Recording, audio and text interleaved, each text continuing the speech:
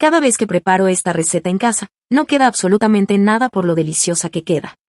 Comenzaremos esta receta agregando un chorrito de aceite en una sartén.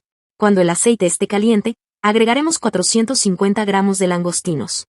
Las condimentaremos agregando una cucharadita de sal, una pizca de pimienta negra, una cucharadita de paprika, y dejaremos que se doren muy bien por un par de minutos. Mientras tanto, cortaremos una cebolla por la mitad, para luego poder cortarla en cubos pequeños, así de esta manera como lo estoy haciendo. Cuéntame si ya sabías de esta deliciosa receta, o es la primera vez que lo ves.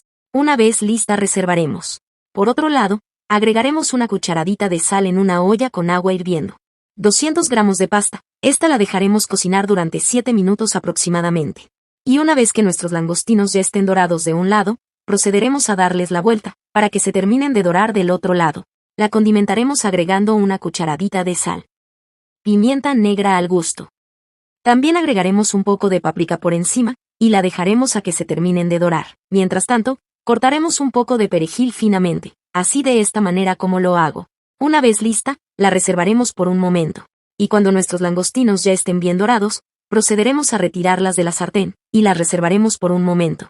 Agregaremos una cucharada de mantequilla en la misma sartén, esta la removeremos hasta derretirla por completo. Y cuando la mantequilla ya esté bien derretida, agregaremos la cebolla que teníamos reservada, y la sofreiremos muy bien durante unos segundos. En este punto, agregaremos una cucharada de pasta de ajo, y seguiremos removiendo hasta sofreírlas muy bien. Y ya en este punto, agregaremos 80 mililitros de vino blanco, y una vez que comience a hervir, agregaremos 470 mililitros de crema de leche, esta la dejaremos cocinar por 3 minutos a fuego medio. La condimentaremos agregando sal al gusto, una pizca de pimienta negra, una cucharadita de paprika, y removeremos hasta que todos estos ingredientes se incorporen por completo.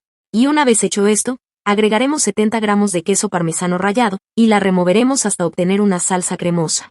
Y una vez que esté de esta manera, agregaremos la pasta que teníamos en cocción.